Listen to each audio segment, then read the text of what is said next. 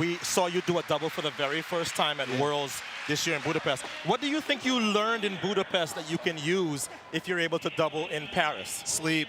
Sleep, sleep, sleep. I got my massage down. I got my chiropractic down. I got my coaching down. Everybody, it's the sleep. I need more sleep.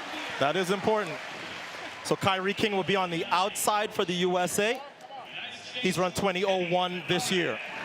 And Kenny Bednarek will get the draw, the silver medalist from Tokyo.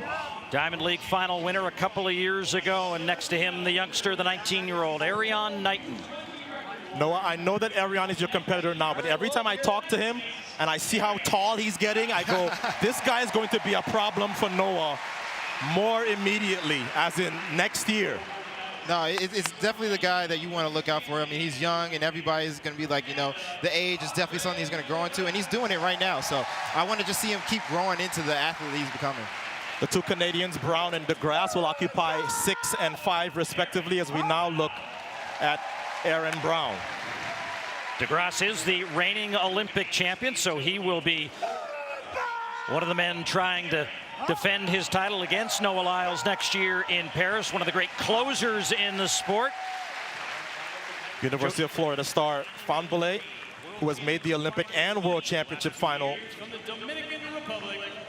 And then Ogando, who actually ran the 400 but was disqualified for a false start back into his specialty here. We lost a couple of athletes to scratches, including Tobogo of Botswana, the silver medalist at 100 meters this year, but still ready to run this men's Diamond League 200-meter final. And we talk a lot about how good Erriyon Knighton's turns are, but Noah, what is it that makes him so special in this event? He's strong.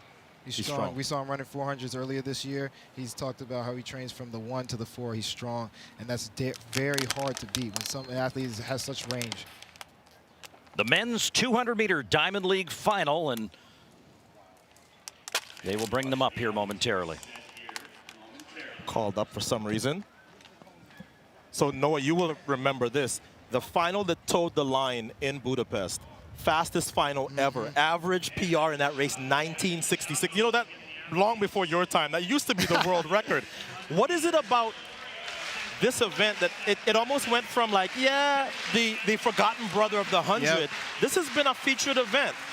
It's the other athletes. They've not only saw that, you know, I'm raising the bar, but they said, you know, I could beat him. You know, I love that mentality. You're going to go back in the blocks for the 200. Kovacs always seems to be ready late. Remember we had those late world championships in Doha, and he won the world title? He's always ready late as we turn our focus now back to this men's 200-meter final. So it's Knighton in 7, fellow American Bednarek in 8, and the Olympic champion right behind him. Men's 200 meters, Diamond League final.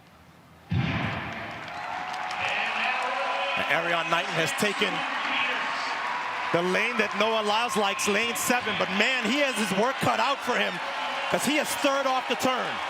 And Bednarek looking awfully good here. Now here comes the Olympic champion, and Andre de Grasse sends a message upstairs. 1975, though officially Noah Lyles was at the finish line first. No, truly a dark horse pick. This was my dark horse pick. He has been improving all year. This is a guy who knows how to run championships, as everybody has said. And again, it just shows that he is progressing and getting into his form. And this Paris next year, you gotta like that. Listen, de Grasse is done. And for a guy, you know, he's a late gamer. Yes. You'll see some of his times earlier on in the season go, is he okay? But he's in good shape now. Yeah, the second half of his season looked nothing like the first half. He worked his way through injuries as we get another look.